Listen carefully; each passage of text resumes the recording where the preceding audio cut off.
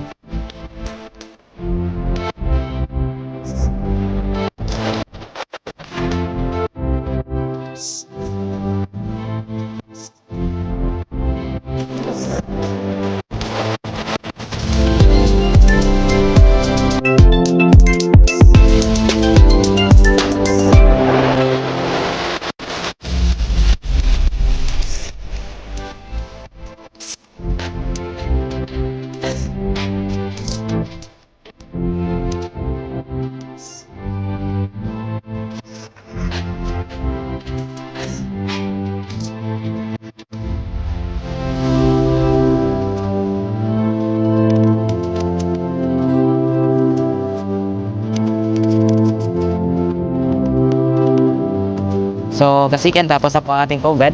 Ayan po. Ayan pugad natin na parang guya, no? Ayan. Okay, so sobrang ganda itong gamitin po para sa mga alagang manok. Gagawa pa tayo na isa kasiken.